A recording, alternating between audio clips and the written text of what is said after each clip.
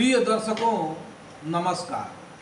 अनंत चतुर्दशी की हार्दिक शुभकामनाएं। भाद्रपद मास के शुक्ल पक्ष के चतुर्दशी अनंत चतुर्दशी के रूप में मनाई जाती है। इस दिन भगवान अनंत की पूजा की जाती है। इस वर्ष अनंत चतुर्दशी 28 सितंबर को पड़ रही है। इस दिन महिलाएं सौभाग्य की रक्षा एवं सुख और ऐश्वर्य की प्राप्ति के लिए व्रत एवं उपवास करती है। व्रती महिला को अनंत चतुर्दशी के दिन प्रातःकाल व्रत एवं उपवास का संकल्प करना चाहिए। उसे भगवान विष्णु की पूजा करनी चाहिए।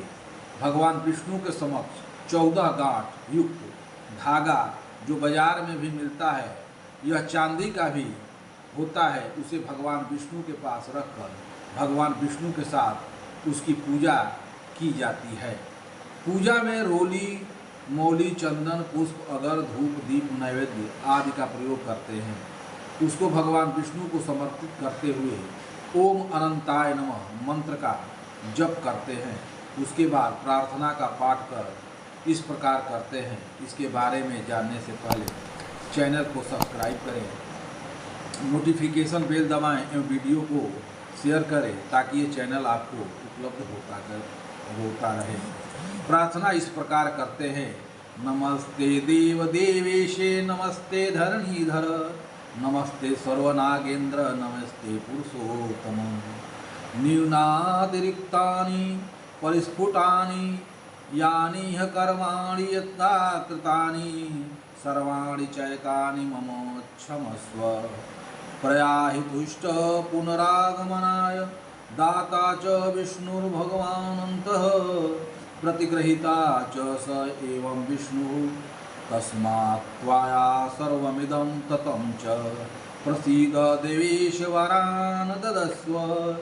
प्रार्थना के बाद कथा का श्रवण करते हैं। उसके बाद औरत जो है, महिलाएं अपने बाएं हाथ में और पुरुष दाहिने हाथ में अनंत को बांधते हैं।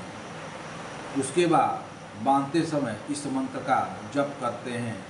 अनंत संसार महासमुद्रे मग्नान समभ्युद्धर वासुदेव अनंत रूपे विनियोजितात्मा हैनंत रूपाय नमो नमस्ते।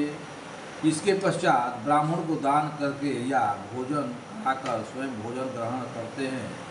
इस दिन नमक रहित भोजन करना चाहिए और पुआ, मलपुआ आदि बनाकर भोजन करना चाहिए और भगवान को भी चढ़ाना चाहिए।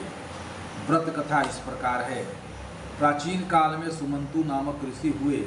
उनकी एक पुत्री थी जिसका नाम था शीला। शीला अत्यंत गुणवती थी। समय आने पर उसका विवाह कौंडिन्य मुनि से हुआ। भाद्रपद मास में शुक्ल पक्ष की चतुर्दशी पर शीला ने अनंत चतुर्दशी का व्रत किया और भगवान अनंत का पूजन करने के उपरांत अनंत सूत्र को अपने बाएं हाथ में बांध दिया। भगवान अनंत की कृपा से शीला के घर में सभी प्रकार के सुख समृद्धि आ गई और इसका जीवन सुखमय बन गया।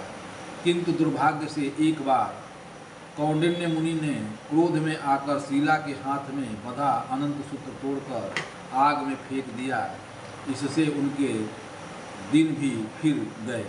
उनका सुख, चैन, ऐश्वर्य, समृद्धि, धन संपत्ति आदि सभी नष्ट हो गए और वे बहुत दुखी रहने लगे।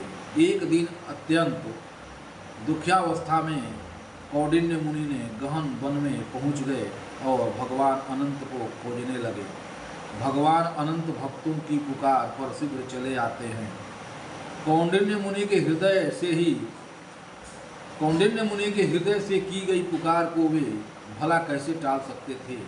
उन्होंने वृद्ध ब्राह्मण का रूप धारण करके कौंडिन्य मुनि के दर्शन किए और उनसे अनंत व्रत करने को कहा। कौंडिन्य मुनि प्रसन्नता के साथ घर आए। उन्होंने शीला के साथ पूर्ण श्रद्धा भाव से अनंत नारायण की पूजा की और व्रत किया। अनंत व्रत के प्रभाव से उनके अच्छे दिन पुनः आ गए और उन्होंने सुखमय जीवन व्यतीत किया। इस प्रकार अनंत व्रत की कथा संपन्न हुई।